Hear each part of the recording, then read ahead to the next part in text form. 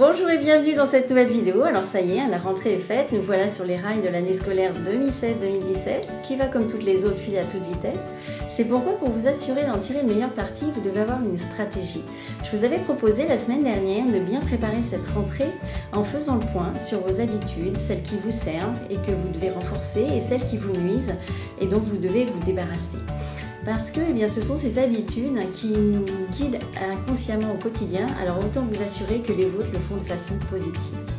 Avoir fait le choix d'être indépendant n'a été que le premier pas de votre aventure. Votre détermination et votre motivation n'empêcheront pas les doutes et les peurs de vous assaillir. Aussi, il est important de mettre toutes les cartes de votre côté. Et rechercher à être le plus efficace possible avec le moins d'efforts possible est la meilleure solution de garder intacte toute cette motivation sur la longueur. Comment? En suivant le pas de ceux qui sont déjà passés par là. Choisissez quelqu'un qui a déjà réussi ce que vous voulez réussir et suivez la voie qu'il a tracée. Au début, sans trop vous poser de questions. On a trop souvent tendance à dire « oui, mais moi c'est différent, je fais pas comme ça », ce qui est vrai, nous sommes tous différents. Mais la stratégie du succès, elle, ne change pas, les clés sont toujours les mêmes.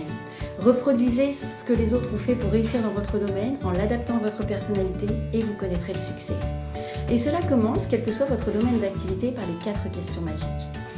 La première, c'est qu'est-ce que je veux donner? Qu'est-ce qui me touche le plus? Si j'avais une baguette magique, qu'est-ce que j'aimerais aider mes clients à résoudre en premier?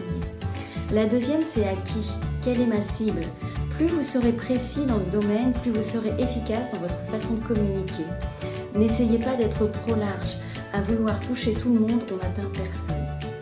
La troisième, c'est pourquoi? Quel bénéfice, quelle valeur ajoutée ai-je envie de leur apporter? En réponse à quel besoin? Le meilleur des services, s'il n'est pas recherché par ma cible, n'aura que peu de chances de la toucher.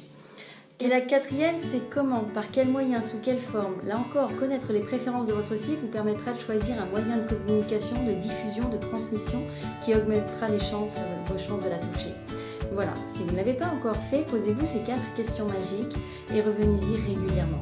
La vie n'est que mouvement, rappelez-vous. Alors testez une approche, analysez les résultats obtenus, modifiez ce qui doit l'être et recommencez.